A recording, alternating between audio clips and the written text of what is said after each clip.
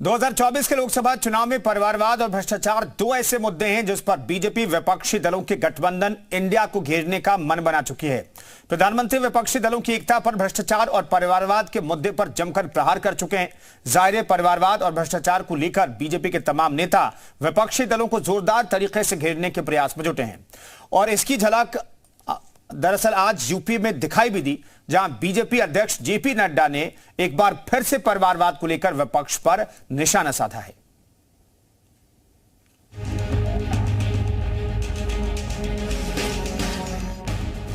– 2024 आम चुनाव में परिवारवाद बड़ा चुनावी मुद्दा बनने जा रहा है। इसकी झलक पीएम मोदी ने 15 अगस्त को लाल किले से ही दिखा दी थी।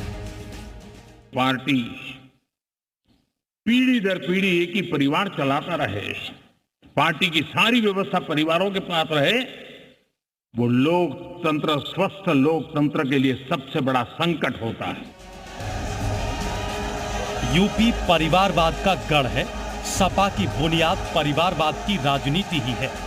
बसपा में अब मायावती के भतीजे आकाश आनंद बड़ी भूमिका में है। गांधी परिवार की पूरी राजनीति अमेठी रायबरेली पर ही टिकी रही है।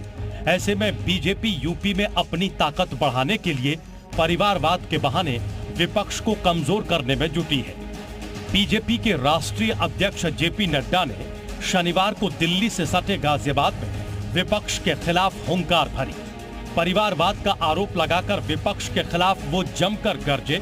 उनके निशाने पर अखिलेश यादव, सोनिया गांधी, राहुल गांधी और लालू यादव समेत तमाम विपक्ष के नेता थे, जिन पर परिवार की सियासत का आरोप है।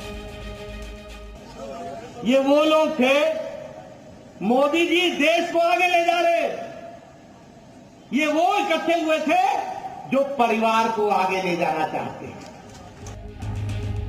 जेपी नड्डा के वार पर सपा और कांग्रेस ने करारा पलटवार किया।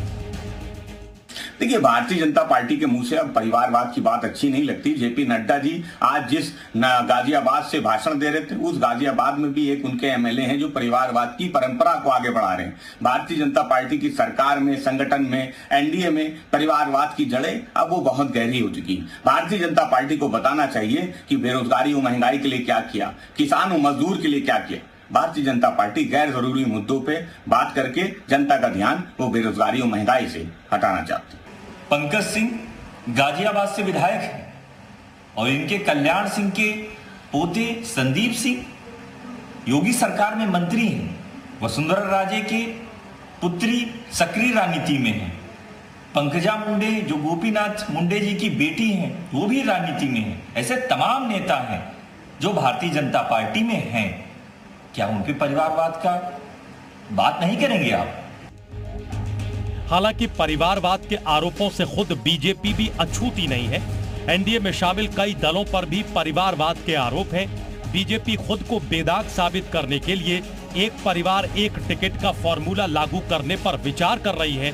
साथ ही पीएम मोदी की बेदाग छवि भी बीजेपी को विपक्ष को घेरने में मदद करेगी। ब्यूरो रिपोर्ट, जी मीडिया। तो परिवारवाद का आरोप बीजेपी के राष्ट्रीय अध्यक्ष लगा रहे हैं। बाकी दलों पर क्या लेकिन बीजेपी से अछूती है, इसका सवाल है कि बहुत हद तक अछूती नहीं है। तो परिवारवाद को लेकर के अगर हम बात करें तो बीजेपी में भी परिवारवाद है और इसके कई उदाहरण है जो विपक्षी दल के नेता उदाहरण देते हैं। समाजवादी पार्टी में परिवारवाद है, लेकिन यह परिवारवाद ऐसा है कि राष्ट्रीय अध्यक्ष को नहीं बन सकता, अध्यक्ष को नहीं बन सकता। पार्टी की कमान सिर्फ एक परिवार के पास है। कांग्रेस का अध्यक्ष बदला है, लेकिन कहा जाता है कि कमान अभी भी गांधी परिवार के पास ही है। आरएलडी में भी परिवारवाद है। अपना दल एस की बात करें तो वहां भी परिवारवाद है। ये भी हालांकि एनडीए के साथ ये दल है। निषाद पार्टी में भी परिवारवाद का आरोप लगता रहा है और ये भी एनडीए का हिस्सा है। तो 2024 के और कौन कौन से मुद्दे हैं, जरा ये भी समझिए। एनडीए और इंडिया का क्या मुद्दा, ये समझिए। दरअसल अब इंडिया का मुद्दा है, यूसीसी का भी मुद्दा हो सकता है।